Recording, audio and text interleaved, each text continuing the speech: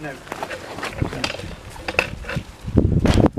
The part is actually built of waste material. It actually works on optics. That was brilliant, David. Sorry? That was brilliant, that little speech. And the windows in the house... So you need to stand, I've had this talk before, so... The windows in the house are Canadian because they're outward opening, and I couldn't get any outward opening windows from any European country to near the Passive House standard when I was asking to install these.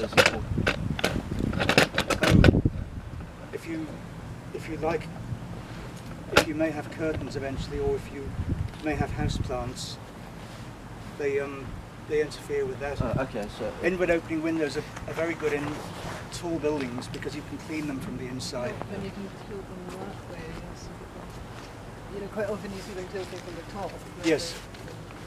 Yeah, you can have... Use open up methods. Yes. Anyway, it was a preference, so that led to the use of Canadian windows. They're krypton filled, and they're double lowy glass.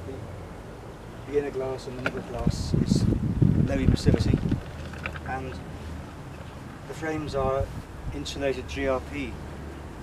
They're hollow frames filled with insulation, and similar windows have been made in Canada since 1985. So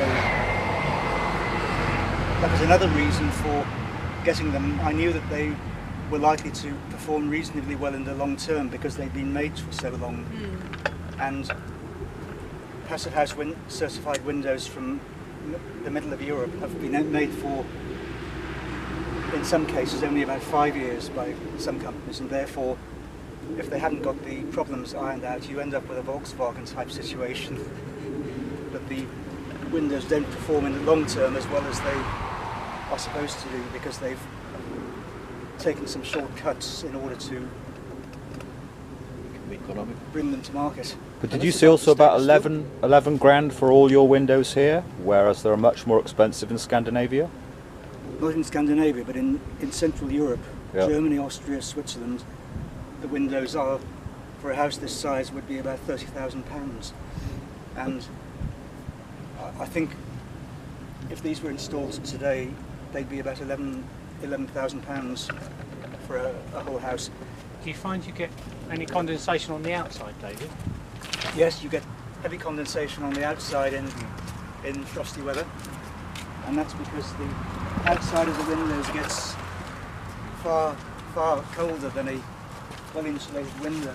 Because the centre pane U value of these windows is about 0.6, whereas the centre pane U value of single glazing is about 5.6, 11 times higher. So the outer face of the glass is much colder after a cold clear night, and you will get condensation until the sun dispels it.